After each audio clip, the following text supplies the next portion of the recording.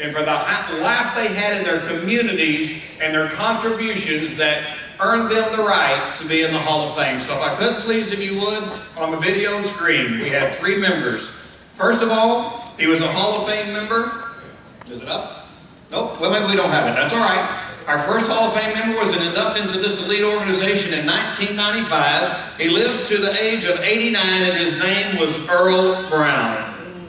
In 1984, he was elected to this group. He attended 50 conferences and shows. He lived to the wonderful age of 99 years, and his name was Warren Collins.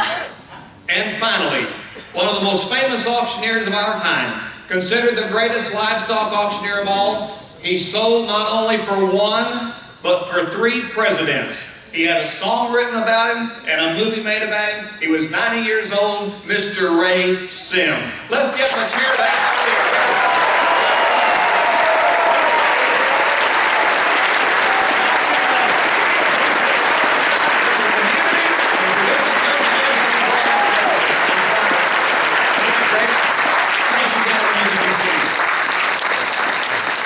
Many of you, especially the first-timers, are wondering how you become one of these members. Well, it's very easy to be inducted into the Hall of Fame.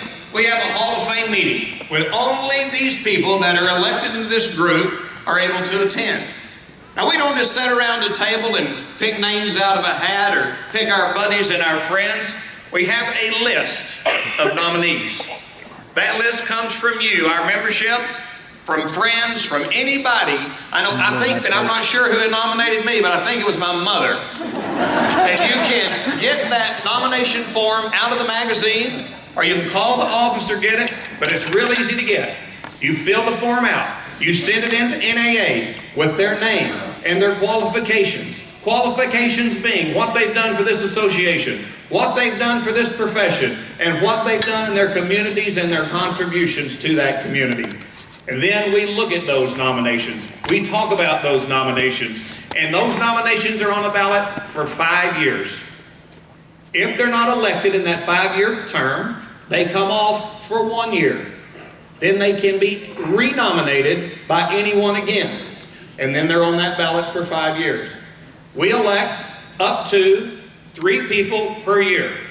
There is an opportunity to elect 1 person that has passed before us. If that's done, they will be 4 in that year. Now, it's my privilege this evening to recognize one of our inductees. We nominated this gentleman and the other people last year in Spokane. And it's been a tremendous, heartfelt, sincere obligation to keep it a secret. So, for all 3 of you that are getting ready to come up here and stammer and stutter and maybe get a tear in your eye, don't be mad at your spouses and your children and your co-workers, because we made them swear they would not tell. Because it's really fun to see grown men that used to be in a microphone cry. So time is here. Let's have some rock and roll fun. Now, in order to keep that a secret, if I started talking about this individual, you'd know who that person was immediately. And I believe that a Hall of Fame presentation maybe is the most difficult presentation to give in the world. And the reason I believe that is because you have 3 or 4 minutes to tell a story of a person in his entire or her entire life. A very short period of time. And if you do that in that short period of time, they know who they are immediately. But I want to try to do that to the best of my ability tonight. And as many of you know, I'm a Civil War buff, and I couldn't come up with the words to describe this person. I just didn't think the words were coming out of my heart and out of my mind were good enough for what this person has done for all of us. So one night here, as you know, it's the 150th years of Gettysburg. About 2 or 3 weeks ago, they had a reenactment. So I'm Googling on the reenactment, looking at the Civil War. And so I found an auctioneer that started about there. So my story is going to be a little longer. Thank you, Paul, for only taking 6 minutes instead of 60 like we were planning, because it gave me a little more time. So our story starts in the Civil War. Right after the Civil War, a man that was a veteran of the Civil War for 3 years came walking home. Now he was beaten, battled, bruised, but he came home to his home in Kentucky, and there he married a young lady from a neighboring farm. His parents, being in the livestock and the farming industry, he takes to working the farms, as his parents did.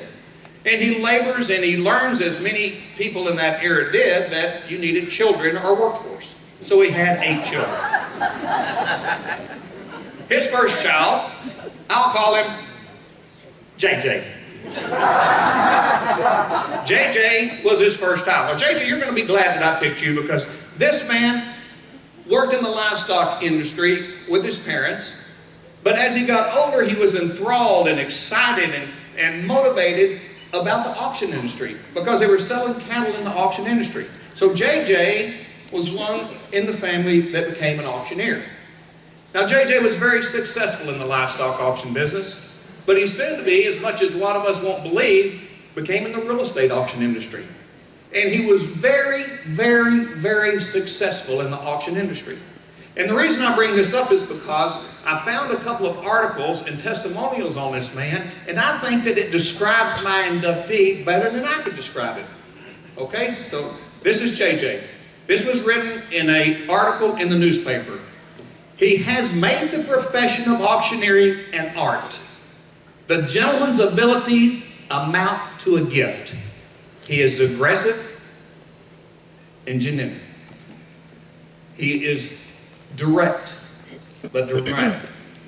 He is humorous, but earnest. He is an inspiration to all auctioneers. The gentleman is in demand all over the country, and in 1 month alone, sold farmlands in 15 states. That was from 1906. A testimonial from Houston, Texas. His natural adaptation for his chosen work is a rich inheritance. This gift, well cultivated, combined with strict business principles, industry, honor, and integrity, has merited for him a national reputation as a real estate auctioneer. Nothing succeeds like success. He is it. 1910. Now, those words from 1910, I believe, describe our gentleman today in 2013. Now, JJ, being an auctioneer and successful, he had 7 siblings. Now, the youngest of those was not near as successful as JJ was. He was the youngest son, 16 years younger. I'll pick Paul. Now, Paul had tried a couple of businesses to succeed, but never quite got into the groove. So JJ wanted to help young aspiring people, especially his own sibling, his younger brother, said, you need to go to auction and learn to auction. Now, this young man, because JJ and Paul's father was in the auction industry, he was thrilled with auctions also. And he was a cattle breeder, a very notorious cattle breeder of the Angus brand. He was so good at it that he became well known all across the land as a wonderful Angus breeder. But he started auctioning his cattle. And not only did he have a keen eye for cattle, because with his keen sense of ability, he started judging cattle stock shows. And he comes to a cattle show, it was a Hereford show, and another young man caught his eye. Another young man will pick Sandy. Now, Sandy is a young man, and he is very gregarious, very outgoing, very confident, and he is showing his cattle to the best of his ability, and Paul takes a liking to him. Now, this young man, father, also being in the cattle business, had taken him to cattle auction since he was a small child. Now, Sandy was enthralled with the symphony, if you would, of the auction process. He was fascinated by the fast talking, the chant, the rhythm of the auctioneer, the parade of the cattle going by, the clanging of the gates, the shouts of the ringmen and the bidders, the smell of the food at the auction. So it didn't take much to convince him that he should go to auction school.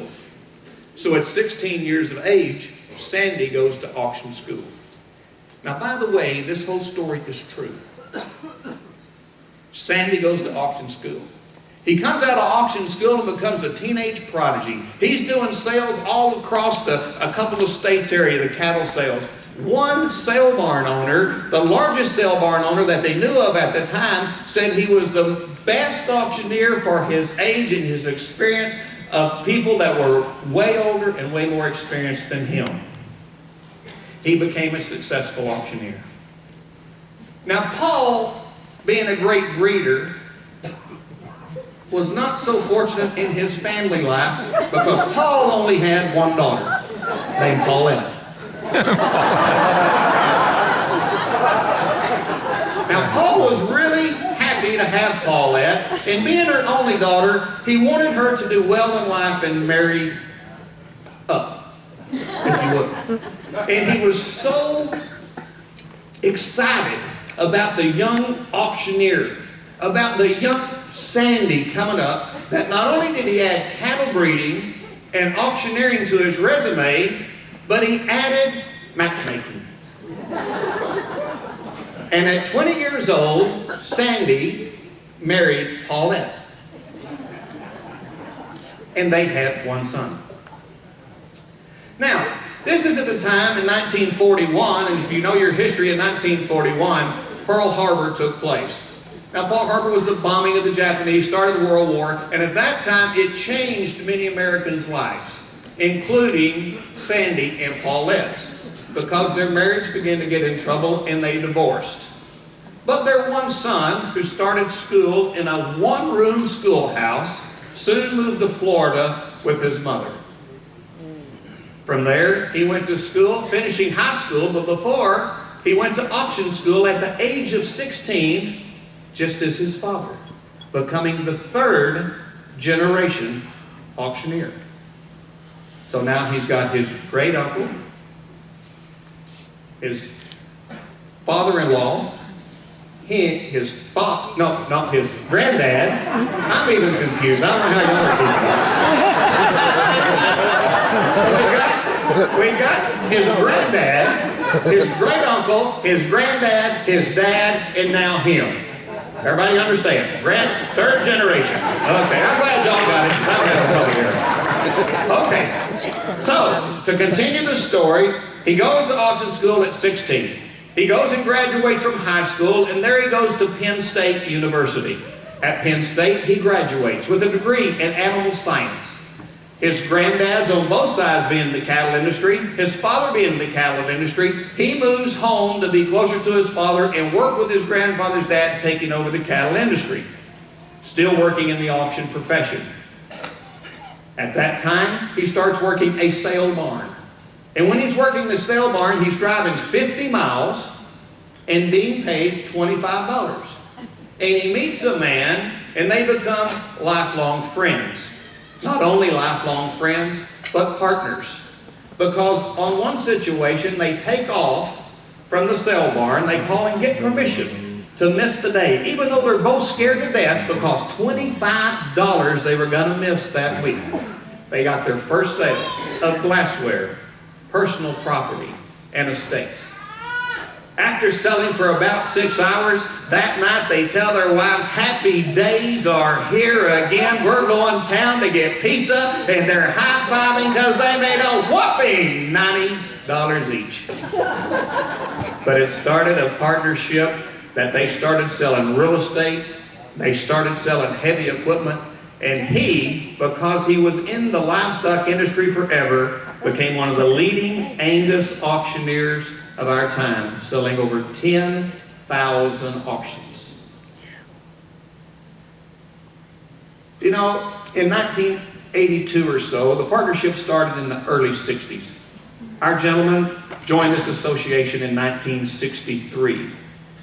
But in the early 80s, the partnerships had a little trouble. Not because they weren't getting along, but as we all know that are a little older, that the interest rates were 20, 22, 23%. Them being in the cattle industry with the fluctuation in the markets, it pretty well broke the two of them. Many people told them that they should file for bankruptcy, possibly even their fathers. But neither one would do so because they said, who would hire an auctioneer and entrust all their worldly goods to a man an auctioneer that had filed for bankruptcy, so they wouldn't do it. Our inductee, and this will probably give him away if you haven't already known, said, it'll be fine. It'll be just fine.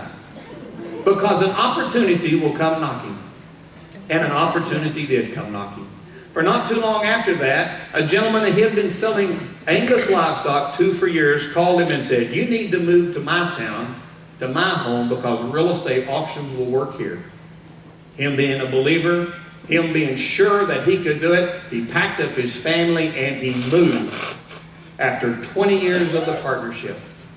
His partner told me, he said, he never had a doubt. He's so optimistic you wouldn't believe it. If you got a package of horse poop and you wrapped it up and put a bow on it and put it under the Christmas tree, he would open it up on Christmas morning and jump and shout and run to the barn looking for his miniature horse. He's the most optimistic man I know, ladies and gentlemen. I went to Disney World not too long ago, and I believe he'd make Zig Ziglar look like, what's his name? Eeyore on Winnie the Pooh. We're here. If I would have started out, and I know I've taken a little time, and I could have took it 5 seconds, and I could describe this man in 5 words and 5 words only, and I think you would have known who he was. If I would have said, number 1, he's optimistic. Number 2, he's passionate. Number 3, he's enthusiastic. Number 4, he has honesty. And number 5, he has integrity. Ladies and gentlemen, not only did he move to that town, he started one of the most successful real estate businesses in our profession with his son, the 4th generation auctioneer. I'm proud to work for him today. They are Williams and Williams. Ladies and gentlemen, Mr. Thomas L. Tommy Williams.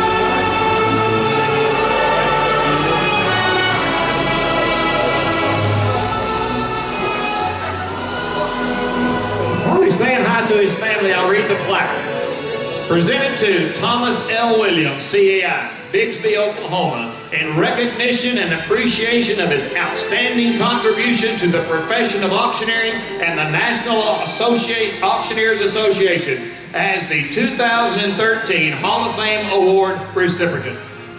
Mr. Williams, here's your pin.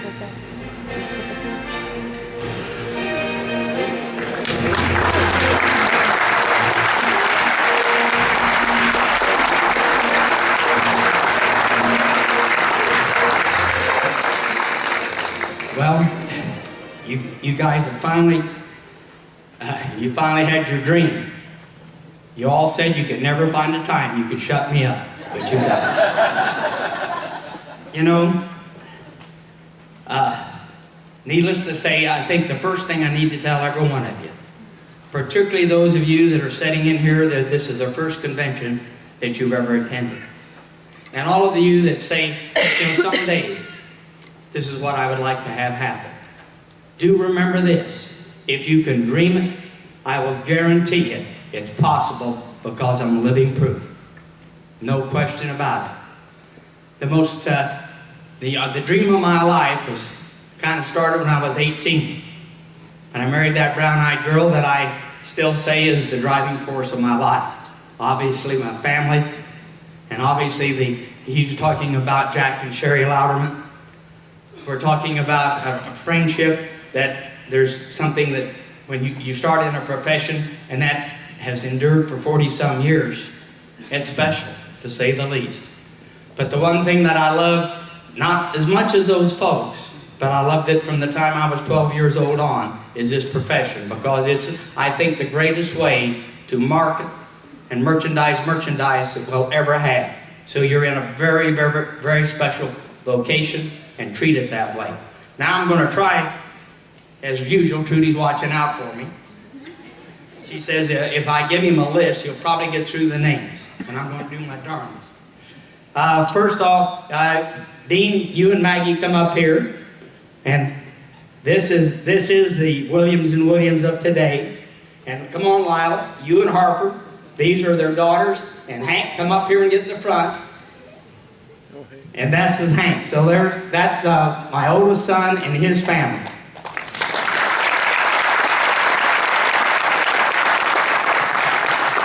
My other son, there's no way you can ever get him to go anyplace, so I understand why he's not here, but he did send his best representatives by far.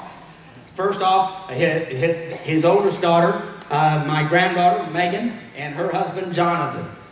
Two outstanding folks, I can tell you that.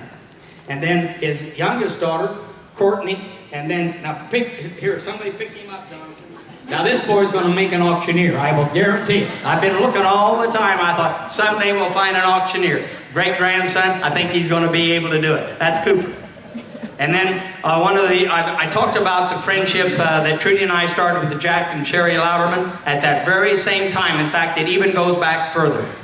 This young lady's father was my father's best friend. And here we are now, the second generation down the line. One of the great friends I've ever had in my life, Barbara McCullum. We lost her traveling mate, Tony, a couple of years ago. Where are you, Barbara? Here she is, right here. Very, very special gal in our life. Now, of course, I want to thank all of those. I think, well, Jack, you and Sherry, come up here. These are the ones that we've been talking about. I've been married twice. I married Trudy, and then I married them. And it's been a fabulous marriage on both occasions, I'll tell you that. Certainly I want to thank all of those that are involved with Williams and Williams. You made a great, a tremendous amount of the success that I enjoy has come from those that work for us. Thanks to each and every one of you. As Spanky said, there's a table of Williams, and all of you Williams and Williams employees stand up. All of you stand up that are over there. I didn't even know you were here.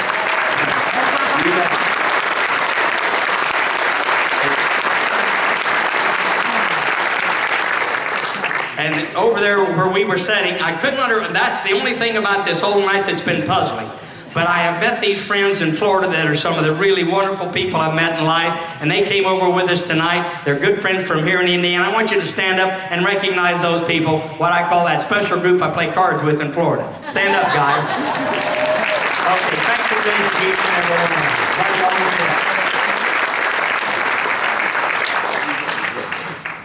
Now, I'd like to give Tommy all the credit for being so successful. As you notice, his lovely bride gave him a note who all was here. So now we know who really run the business, Tommy.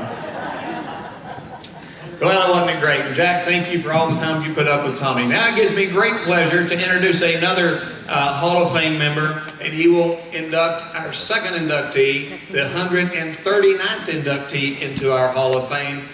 If you would please welcome Mr. Joe Tarpley.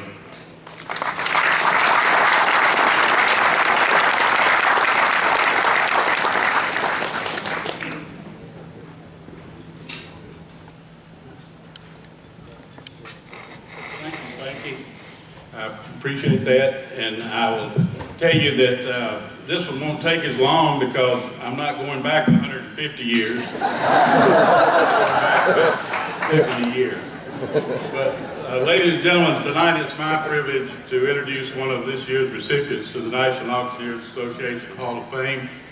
And even though this person is younger than I am, as most of you are anyway, he's been a mentor to me for a long time. His knowledge and execution of the auction method of marketing is unbelievable. When I start telling you about his life, you're going to know immediately, or he is rather, who I'm talking about. But that's all right, because it's more important for you to know what he has done in the auction business and about his dedication to the auction profession. Our recipient tonight was born and raised in small textile towns in the southeastern United States. He served 2 terms with the Navy Seabees in Vietnam during the 1960s. After that, he moved to the largest metropolitan area in the southeast, and he furthered his education by graduating from 2 institutions of higher education with an associate's degree in industrial management and a bachelor's degree in economics. He started his profession, as I did, for a short time in the banking industry. And then in the mid-1970s, our recipient went into the auction business with one of the leading auction companies in the Southeast at that time. While working with that company, he became president of their real estate division, and he was responsible for leading that company to prominence and a national leader in the sale of FDIC, RTC, Fannie Mae auctions of real estate and financial instruments throughout the United States. In 1996, he founded his own company, and he moved it forward in becoming one of the finest and most respected auction companies in the nation today. His company has been a great leader in the FDIC lost share sales, and in 2011 alone, he represented the FDIC in 18 different sales across this great nation. Along the way, our recipient tonight has found time to give back to his profession, and especially to this association, his time, his talent, his abilities, and his resources. He's been a member of the NAA for over 30 years. He's a past director of the NAA. He graduated from CAI in 1987. He's a past member of the AMI Board of Governors. He's a past trustee of the NAA Education Institute. He's a popular NAA seminar instructor, and he presently serves as a member of the trustees of the National Auctioneers Foundation. On the state level, he's been a member of his state association for over 35 years. He's a past chairman, president, vice president, director of that association. He's a member of his state association Hall of Fame, and he's a licensed auctioneer in 8 states. Our recipient is also a member of the National Association of Realtors. He's a real estate broker in several states, and he's a graduate of the Realtors CCIM program.